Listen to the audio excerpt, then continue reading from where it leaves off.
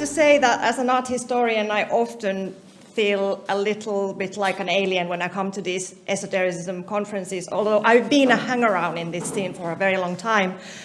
But still, I sometimes feel that I come from a different planet and I speak a different language. So I think that feeling has never been stronger than at this time. But please bear with me. Okay, let's just jump right into it.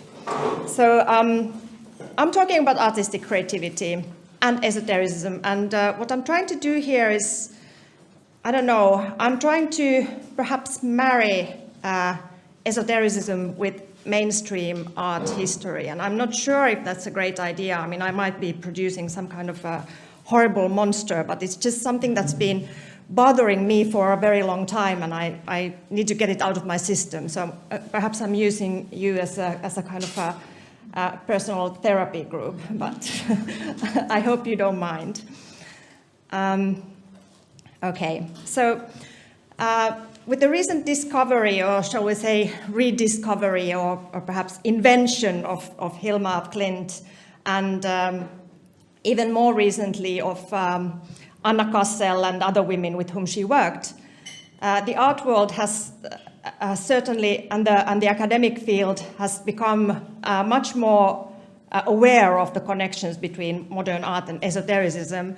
And this also goes for the so-called broader audiences, with important exhibition projects, for example. And I'm very pleased about this state of events, but at the same time, I can clearly see that this shift has not happened without creating a certain amount of confusion and misunderstanding. And I will start with a couple of quotes.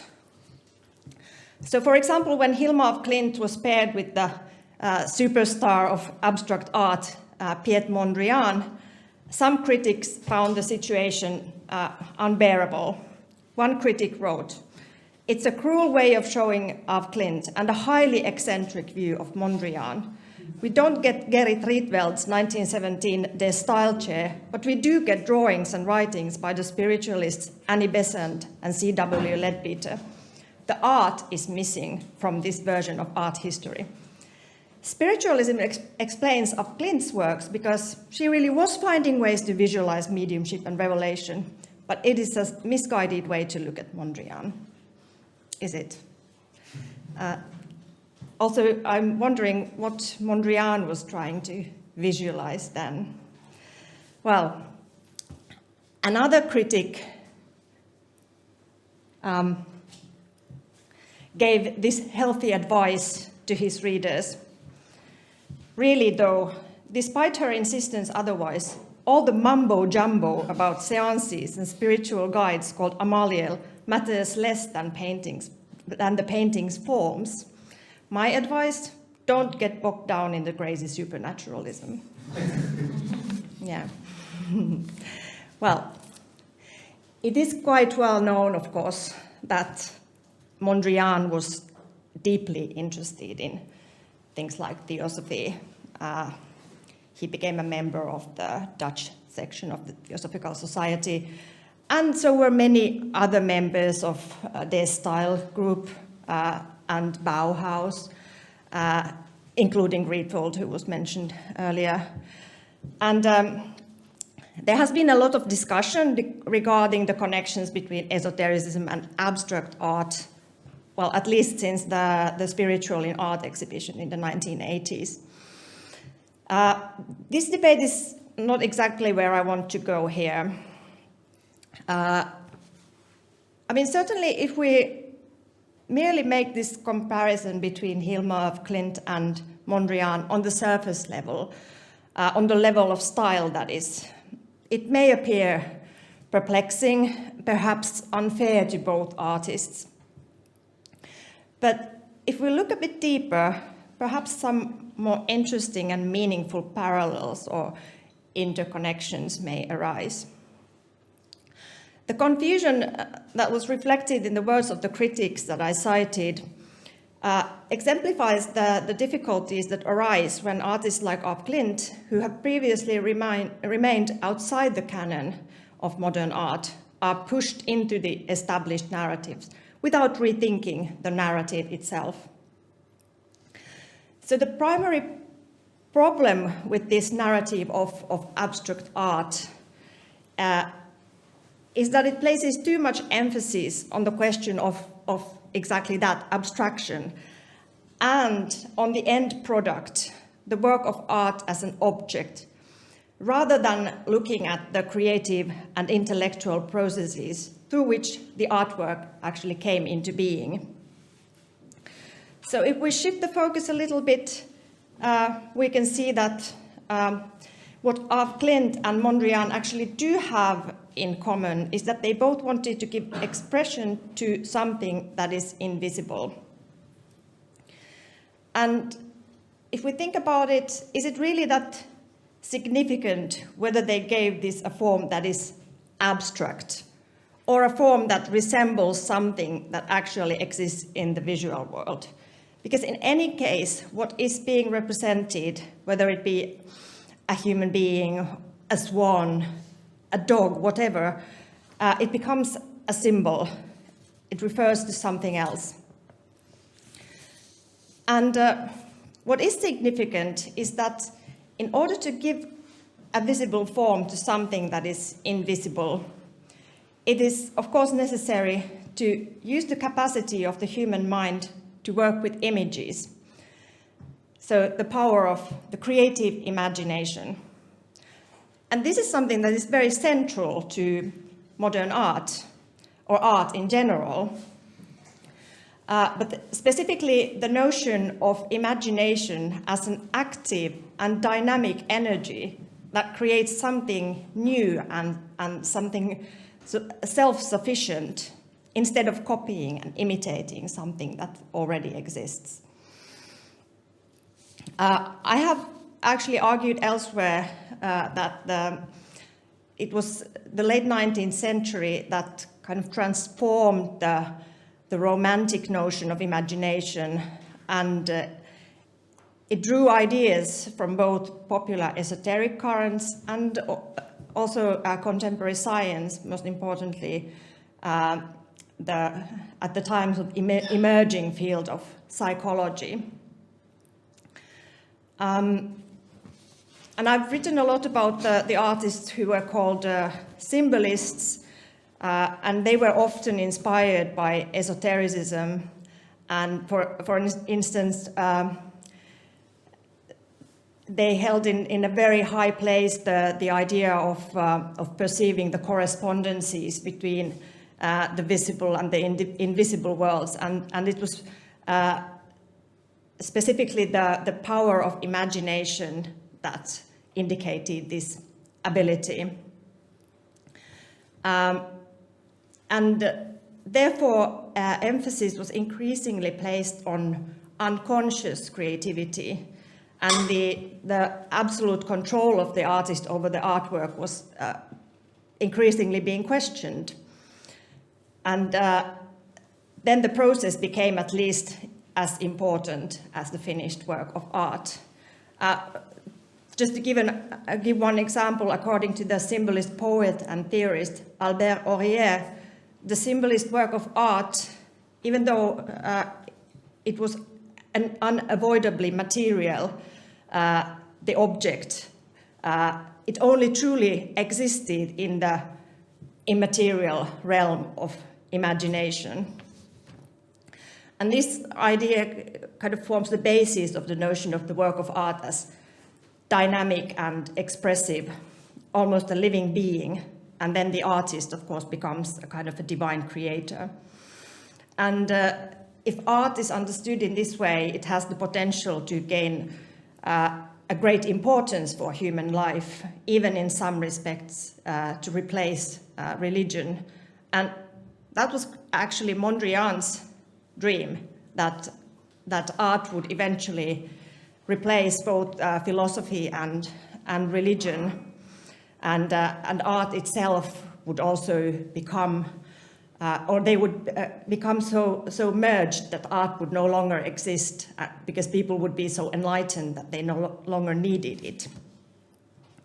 But the esoteric roots of this idea have regularly been played down or ignored, while the idea of artistic creativity as partly unconscious and controlled by something external to the individual artist still prevails, even in contemporary art. But it is unclear how this ghost in the machine should be defined. To examine this idea on a more tangible level, let us look at another perhaps seemingly unlikely pairing. Sigrid af Forselles and Hilma af Klint. The Finnish sculptor Sigrid af Forselles was almost an exact contemporary of Hilma af Klint. She was born in 1860. And this plaster relief, which as you can see is in a rather terrible state, it has been broken, it is the first part of a series describing the spiritual journey of mankind, which corresponds to the development of an individual soul. And this is the first part, which has a subject from Scandinavian mythology, and it belongs to the collections of the Finnish National Gallery, while the other parts, which have a seemingly Christian content, are situated in the Kallio Church in Helsinki. And these other parts, this is the part describing or representing the arrival home. They all show Jesus as kind of a guide who leads human beings on their spiritual journey towards enlightenment. So if we think about this stylistically, our Forselles' sculptures have nothing to do with abstraction, and they don't even appear particularly modern. Rather, they draw from the art of the Italian Renaissance. In particular, she was inspired by Lorenzo Ghiberti's Gates of Paradise. You can see a detail there. So it's a pair of 15th century bronze doors at the baptistry of St. John in Florence. And by the way, this is the same artwork that inspired Rodin in his famous Gates of Hell. But what has all this to do with Hilma af Klint, with whom we started? Well, like her Swedish contemporary, af Forselles also believed that she was guided by spirits in her artistic practice.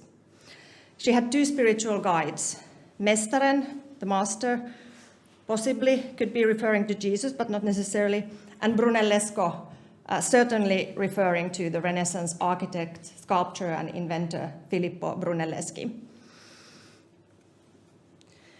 For Sigrid af Forselles, her esoteric interests were completely intertwined with her artistic practice, and she knew that it irritated many people.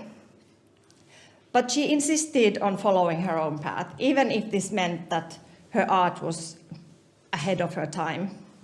And now perhaps this is starting to sound a bit more familiar, at least to those of you in the audience who know a thing or two about af Klint and how she made her paintings for the future. Let us then look at another example before I move on to the more general concluding part of my talk.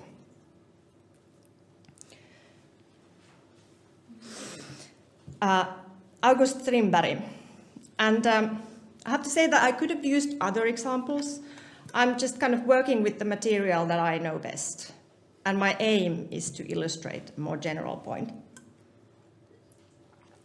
So Strindberg famously also felt that in his artistic practice, as well as in his life, he was guided by some kind of an outside force, makterna, the powers of the universe, or simply the forces of nature, to which he could gain access through the unconscious part of his mind.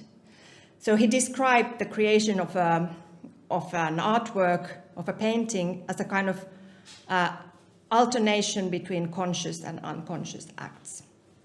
And through the unconscious part of his mind, he was he had a direct connection to the creative forces of nature.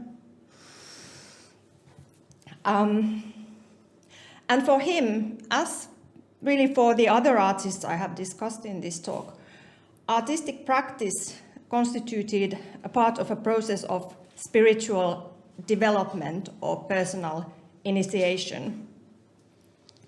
And he was also motivated by the pursuit of revealing the invisible. And this was something he also shared with many contemporary artists. Strindberg, like also Sigrid af Forselles, was connected to the circles of Parisian symbolist artists. He interacted with people like Paul Gauguin and Edvard Munch. And he also interacted with esoteric figures like Papus, for example.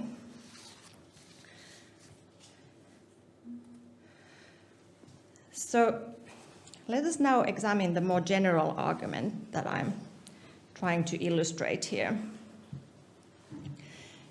That is, this notion that there is some kind of an outside force that guides the creative process, whether it is defined as some kind of a spirit guide, the creative power of nature, the unconscious mind, or the mind's eye, or perhaps the power of the creative imagination.